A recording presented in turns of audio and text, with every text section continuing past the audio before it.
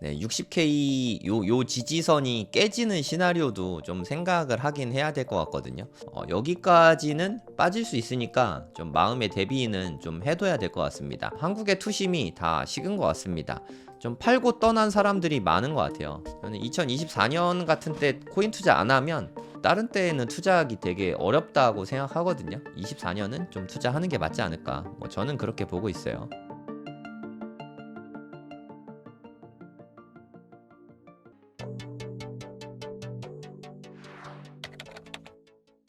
네, 안녕하세요. 성정길입니다. 어저께 간밤에 좀 큰 폭의 하락이 있었죠. 정말 되게 큰 하락이었는데, 하루 만에 이렇게 많이 빠지는 게 드물거든요. 한 5% 정도 하루 만에 그냥 쭉 빠졌네요. 어저께 ETF 승인 나서 좀 잠깐 오르다가 그 다음에 확 빠진 것 같아요. 네, 좀 작은 분봉으로 보겠습니다. 네, 어저께 홍콩 ETF 거래가 처음 시작이 됐죠. 네, 거래 전날. 4월 30일부터 거래가 시작됐거든요. 그러니까 4월 29일에는 기대감으로 꽤 많이 올랐어요. 그래서 아직 거래가 된 것도 아닌데 막 올랐었거든요. 그래서 저는 그래도 오르니까 이제 좀 바닥 찍고 올라가나 이렇게 좀 안일하게 생각하고 있었는데 4월 30일 날 홍콩 ETF 거래가 시작되자마자 아니 어떻게 시작되자마자 이렇게 막 쭉 빠지죠? 네. 첫날, 거래 첫날 제대로 좀 빠지더라고요. 근데 이때 홍콩 ETF 때문에 비트코인만 빠진 게 아니라 이따가 보여드릴 텐데 나스닥도 엄청 빠졌고요. 그냥 전반적으로 어저께는 좀 자산 시장이 좀 초토화된 날인 것 같아요. 사실 홍콩에서 뭐 한 155억? 뭐 큰 돈은 아닌데 원래 홍콩 시장 자체가 되게 작거든요. 미국에 비해서. 워낙 작아서 첫날 이 정도면 선방한 거라고 뭐 저는 그렇게 봤는데 그리고 뭐 에릭 발추나스나 뭐 그런 전문가들도 요 정도면 선방이다. 그리고 뭐 차이나 AMC 대표도 요 정도면 선방이다. 뭐 이런 얘기를 많이 했는데 저도 요 정도면 첫날이 나쁘지 않네. 뭐 이렇게 생각했거든요. 근데 사람들이 첫날 미국보다 많이 들어올 거라고 그렇게 기대를 했었나 봐요.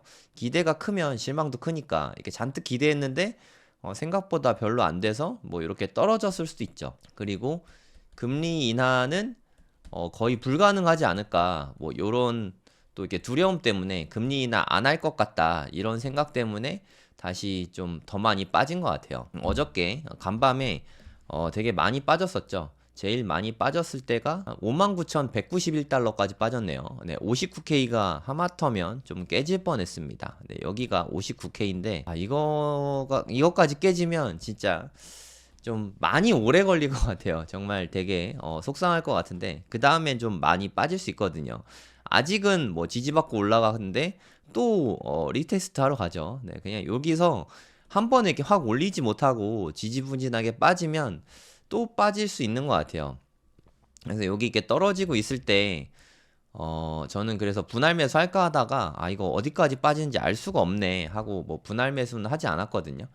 그러니까 분할 매수는 네, 소액으로 조금씩 매일매일 사는 거 아니면 그러니까 DCA라고 하죠. 매일매일 조금씩 분할 매수하는 거 아니면 이게 좀 빠졌다고 여기서 뭐 몰빵하고 이러면 더 빠졌을 때 패닉 셀이 올 수 있으니까 요런 거는 좀 조심하시기 바랍니다. 차라리 마음의 여유를 두고 매수하는 게 맞는 것 같아요. 저도 이제 생각하기 싫은데 네, 60K 요 지지선이 깨지는 시나리오도 좀 생각을 하긴 해야 될 것 같거든요. 저는 일부러 그 현금 계속 가지고 있고 여기에서 이렇게 물타기 별로 안 했거든요. 사실 여기서부터 여기까지 해봤자 한 마이너스 20%밖에 안 빠졌거든요. 그래서 물타기 안 하고 현금을 그냥 저는 좀 계속 갖고 있었습니다. 그럼 물타기 할 거냐? 저는 뭐 솔직히 여기에서도 물타기 하는 거는 뭐 이렇게 해봤자 뭐 그렇게 많이 안 빠졌잖아요. 그리고 요 중간까지는 좀 이렇게 저항대가 없어서 많이 빠질 수 있을 것 같아요. 물론 중간에 이렇게 올라갈 수도 있는데 요게 깨지면 여기까지는 빠질 수 있으니까 좀 마음의 대비는 좀 해둬야 될 것 같습니다. 여기까지 또 깨진다. 그럼 뭐 여기서 여기까지 또 빠질 수 있는 거죠. 그래서 물타기를 만약에 생각하신다. 뭐 다 팔고 떠날 거면 뭐 그거는 뭐 어쩔 수 없죠. 여기서 손절하겠다. 뭐 그것도 방법이라고 생각합니다. 저는 손절하진 않을 거예요. 네, 저는 올해는 계속 가져갈 생각이니까 제가 혹시나 네, 손절하게 되면 네, 미리 알려드리도록 하겠습니다. 전 비트코인 그대로 다 갖고 있어요. 근데 요게 깨지면 저는 일단 선물 포지션 들어간 거는 다 정리해 둘 거예요. 손절이죠. 네, 뭐 제가 선물로 비트코인 한 1.2개 정도 수익이 있었는데 여기서 정리를 하면은 마이너스 한 0.6개, 0.7개 뭐 요 정도 될 것 같습니다. 번 거를 좀 많이 좀 뱉어내게 되죠. 뭐 가슴은 아프지만 뭐 근데 어쩔 수 없는 것 같아요. 네, 여기서는 일단 선물은 손절하고 현물, 그러니까 비트코인 실제 비트코인이죠. 비트코인은 매도 이거 뭐 비트코인은 매도할 이유가 저는 없다고 생각합니다. 올해는 쭉 가져갈 생각이에요. 요게 깨지면 그동안 모아둔 현금으로 여기까지 오면 좀 일부 매수를 고려해 볼 겁니다. 몰빵하진 않을 거예요. 더 빠질 수도 있으니까. 그래서 좀 길게 보고 있습니다. 길게 보고 좀 마음의 준비는 좀 해두고 있어요. 네. 저는 사실 여기까지 이렇게 되는 거는 생각을 못 했거든요. 한 요쯤이 저점일 거라고 생각했어요. 솔직히 말해서. 여기에서 한 번 더 이렇게 빠질 거라고는 생각을 못 했습니다. 근데 이렇게 단기적인 시세 예측을 하는 거는 네, 정말 어려울 것 같아요. 네, 홍콩에서 ETF 상장되자마자 이렇게 쭉 빠질 거라고 뭐 누가 예상을 했겠습니까? 네, 이거는 좀 뭐 너무 어려운 부분이라고 생각을 하고 네, 뭐 저도 여러분들하고 똑같은 뭐 개미 투자자일 뿐입니다. 뭐 제가 전문가라고 얘기한 적도 없고, 저도 뭐 개미 투자자인데 좀 대응을 떻게 하냐 이게 좀 제일 핵심인 것 같아요. 나는 좀 모아가는 투자를 하고 있었다 하면은 뭐 그냥 계속 이렇게 모아 가시면 될 것 같아요. 뭐 오르든 떨어지든 사면 되니까 DCA 하면 되겠죠. 하지만 저는 뭐 원하는 수량은 사실 충분히 다 보유를 했으니까 여기가 깨지면 일단 선물 포지션은 손절할 겁니다. 선물은 손절을 할 거고요. 이게 여기까지 또 빠지게 되면 그때는 매수를 좀 고민해 볼 거예요. 근데 지지 받는 거 보고 떨어진다고 막 그냥 사는 게 아니라 지지 받고 아 이제 올라가는구나 라는 생각이 들면 네, 그때 매수를 할 생각입니다. 요게 깨지면 121선 밑으로 이렇게 내려가게 될 것 같거든요. 얘가 이렇게 좀 오르고 여기서 깨지면은 121선 밑으로 내려가게 되겠죠. 이것도 정말 되게 안 좋죠. 네. 121선 밑으로 떨어지는 거는 진짜 한참 걸릴 수 있거든요. 다시 정배열 나오고 뭐 하는 데까지 한참 걸릴 수 있거든요. 그러니까 저는 뭐 제 개인적인 바람으로는 요게 안 깨졌으면 하는 바람이 네, 가장 큽니다. 비트코인 차트는 원래 달러 기준으로 분석을 하는 게 너무 당연한 건데, 근데 제 채널 보시는 분들은 또 한국 가격으로 많이 거래를 하시니까 해외 거래소 투자하시는 분들보다, 그러니까 외국에 있는 분들보다 우리나라에서 네, 한국 거래소, 업비트 같은 거래소 쓰는 우리나라 사람들이 어저께 가장 패닉이었을 것 같아요. 여기가 한 8,600 정도 되는데 이때 가격이 한 3월 초거든요. 요때 가격을 깼어요. 네, 요때는 김푸가 한 8%에서 김치 프리미엄이라고 하죠. 김푸가 8%에서 10%막 이렇게 껴서 갔었는데 그래서 시세가 되게 높았죠. 그러니까 외국에서 9천만 원인데 우리나라에서는 1억 막 이렇게 됐었거든요. 이 갭을 김치 프리미엄이라고 하는데 이게 지금 다 깨졌어요. 네, 김치 프리미엄이 없어져서 이게 같은 차트 같지가 않잖아요. 비트코인 차트 한국 차트거든요. 이거는 바이낸스 차트고 다시 요거는 한국 차트거든요. 바이낸스 차트 많이 다르죠. 여기서 지지받는 게 확실히 보이잖아요. 네, 바이낸스 차트는. 근데 한국의 업비트 차트를 보면 지지받던 요 라인이 깨진 걸로 네, 그렇게 보이죠. 그래서 차트 분석은 그냥 바이낸스 걸로 하는 게 저는 맞는 것 같아요. 그러면 이렇게 갑자기 업비트 차트는 무너지게 된 까닭은 무엇이냐? 네, 그러면 김치 프리미엄이 확 빠진 거를 네, 보실 수 있을 거예요. 저도 어저께 김치 프리미엄이 계속 뭐 이렇게 빠지길래 저는 일부 좀 덜어내고 다시 이제 매수하고 있거든요. 김프가 좀 많이 꼈을 때는 14% 넘게도 이렇게 막 꼈었잖아요. 근데 지금 현재 2% 아주 초반입니다. 그리고 김프가 많이 빠졌을 때는 1%대까지 이렇게 빠졌었거든요. 네, 그러니까 김프가 상당히 좀 빠지는 구간이다. 이렇게 생각을 하셔야 될 것 같습니다. 김프가 한번 이렇게 빠지면 다시 올라가는데 시간이 좀 오래 걸립니다.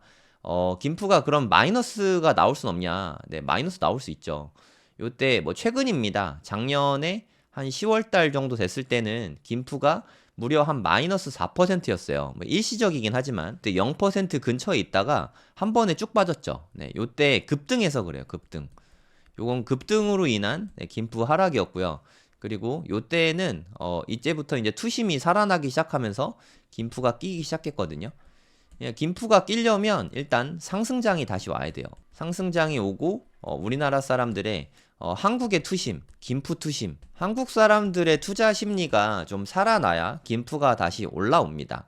뭐 어떻게 보면 김프가 빠졌을 때 매수하기에는 괜찮죠. 네, 분할 매수 하시는 분은 오히려 좀 매수하기에는 좀 편한 상태가 되고요. 1%대까지 빠졌네요. 그리고 나는 만약에 김프 투자를 하고 있다. 그러니까 테더를 이용해서 투자를 하고 있다. 근데 지금 보면 되게 하락 추세가 세잖아요. 근데 뭐 섣부르게 몰빵하지 마시고 조금씩 조금씩 사고 조금씩 팔고 뭐 이런 식으로 투자를 하시는 게 좋을 것 같습니다. 제가 어제 거래한 거를 좀 보여드릴게요. 네, 저도 원래 평단이 원래 요 정도 됐었거든요. 하지만 일부러 평단을 낮추려고 김프가 빠지길래 여기에서 보시면 여기랑 여기서 5번 매수했다고 나오죠. 또 여기랑 이렇게 매수를 해서 평단을 좀 낮췄거든요. 그리고 나서 여기에서 좀 일부 덜어낸 거죠. 그러니까 요 가격보다 높으니까 그러니까 평단을 저는 좀 잘 안 봐요. 내가 얼마가 평단이냐. 물론 이것도 중요한 부분이긴 한데 저는 여기를 좀 잘 안 보거든요. 이게 좀 결정하는데 오류를 좀 많이 만들어내요. 이게 못 사게 하고 못 팔게 하거든요. 그래서 평단이 여기지만 여기에서 예를 들어서 뭐 한 100만 원치 샀는데 그거를 여기에서 판다 하면 이건 수익이잖아요. 그 동안에 물론 내 평단도 조금 낮아질 것이고 그냥 요거를 어저께 좀 많이 했어요. 그러면서 좀 이렇게 방어를 했습니다. 그리고 지금 다시 빠지고 있죠. 그리고 1417원부터 다시 또 매수를 시작했습니다. 그래서 지금은 김프가 더 많이 빠졌을 거예요, 아마. 네, 1413원까지 빠졌죠. 네, 엄청 많이 빠졌네요. 제가 또 한 1410원쯤에 또 일부 분할 매수 걸어놨는데, 분할 매수하고 분할 매도하고 뭐 요렇게 하는 게 맞는 것 같습니다. 네, 어저께 만들었던 저점을 또 깰 가능성도 있어 보이거든요. 좀 되게 좀 위험한 상태입니다. 사실 솔직히 말해서 좀 쉽지 않은 상태인 것 같아요. 보통 이렇게 하락이 나오면 김프가 더 끼게 마련인데 지금 김프가 오히려 더 빠지고 있어요. 네, 투심이 좀 사라지고 있다는 거죠.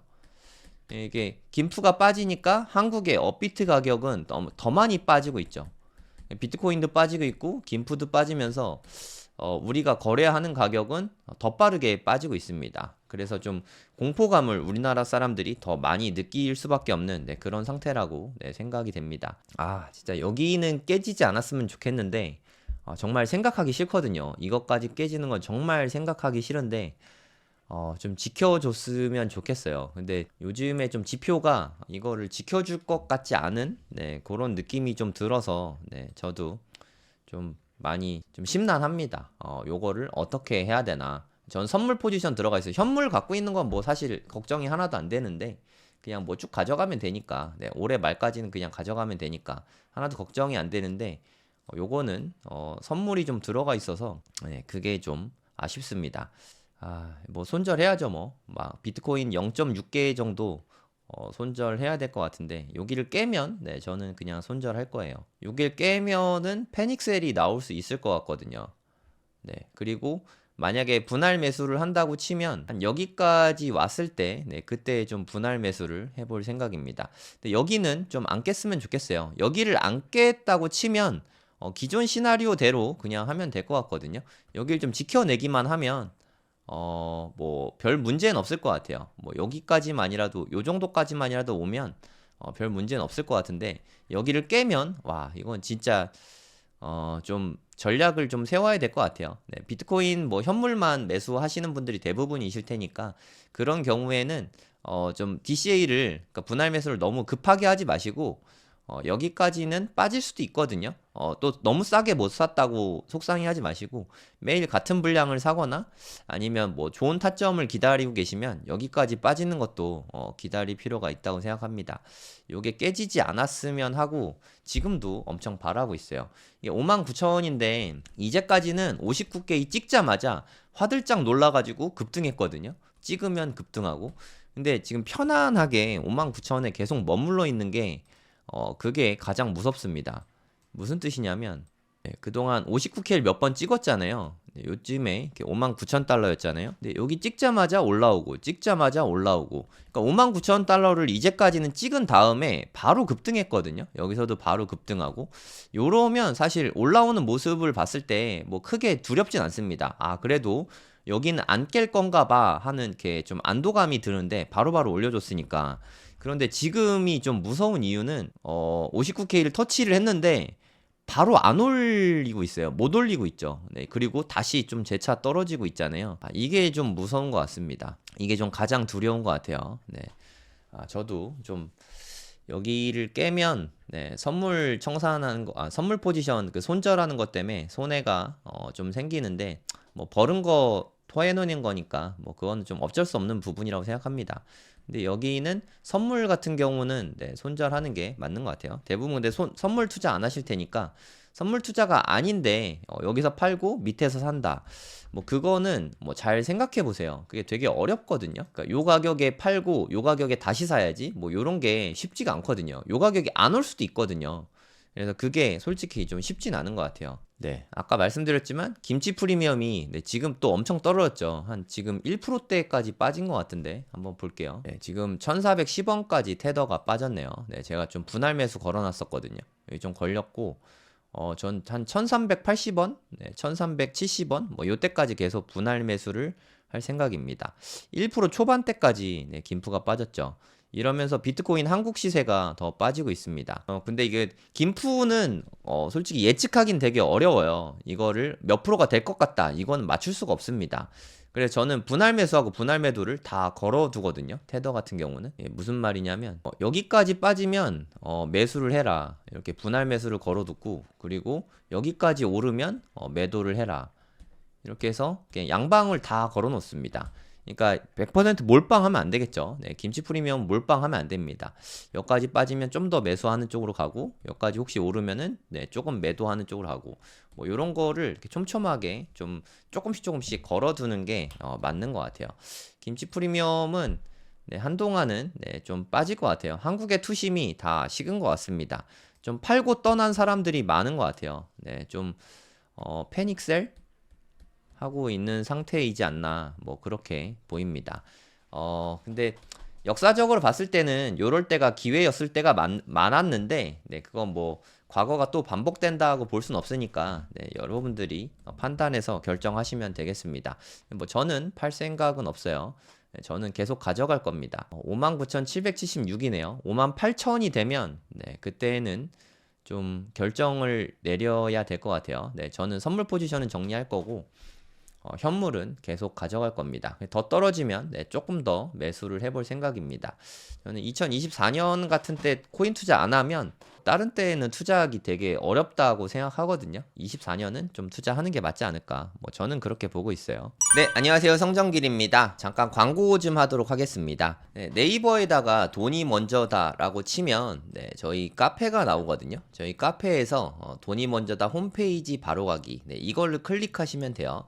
그럼 강의가 새로 등록이 되어 있습니다. 뭐 코인 강의, 청약 강의, 경매 강의, 이렇게 3개 강의가 등록이 되어 있거든요. 코인 강의부터 설명 잠깐 드리도록 하겠습니다. 수강료는 10만 원이고요. 수업은 총 3번입니다. 1주차 강의는 5월 17일에 오픈하고요. 녹화 강의입니다. 그리고 2주차 강의는 5월 24일, 역시 녹화 강의고요. 5월 31일 날은 실시간 강의입니다. 줌으로 실시간 강의를 합니다. 수업 내용은 어떻게 되냐면, 1주차 강의에서는 현물 투자 관련해서 비트코인 전반과 코인 투자, 그리고 현물 투자 관련한 강의를 17일 날 초보용 강의입니다. 전부 다. 24일 날은 차트 공부하는 거랑, 그리고 선물 투자 관련해서 강의가 있습니다. 이게 2주차 강의고요. 3주차 강의는 금요일 날 저녁 8시에 라이브로 진행이 되는데요. 바이낸스가 이게 좀 사용법을 다들 좀 어려워 하시더라고요. 바이낸스라던가 해외 거래소 사용 방법, 그리고 뭐 알트 투자나 코인 투자, 뭐 김프 투자 관련된 거, 뭐 질의응답도 받고, 그때 시황에 맞게 강의를 해 드릴 계획입니다. 이렇게 해서 3번 강의 다 포함해서 무제한으로 재수강 가능하고요. 네, 이 실시간 강의한 것도 녹화본으로 당연히 올려드립니다. 시간이 안 맞아도 네, 수강이 모두 가능하십니다. 네, 무제한으로 복습 가능하니까 복습이 중요하지 않겠습니까? 복습 많이 하시고 네, 손에 익을 때까지 공부하시기 바랍니다. 네, 돈이 먼저다 해서 네, 수강 신청하시면 되고요. 회원 가입 되게 쉬우니까 가입하시고 여기에서 결제하시면 되겠습니다. 요즘에 경매 시장이 좀 많이 뜨겁잖아요. 갑자기 또 막 되게 열기가 좀 달아오르는 것 같거든요. 부동산 시장이 뭐 이러다 갑자기 오를 수도 있긴 하지만 뭐 천천히 갈 것 같아요. 지금은 뭐 공부하기 쉬운 시장이라고 생각합니다. 공부하기 아주 좋죠. 네, 경매 생기초 13기도 네, 진행이 됩니다. 15만 원이고요. 네, 일정은 5월 16일, 23일, 30일 네, 이렇게 3주 동안 녹화본으로 진행이 됩니다. 마찬가지로 무제한 복습 가능합니다. 네, 청약 강의는 10만 원이고 2주 강의입니다.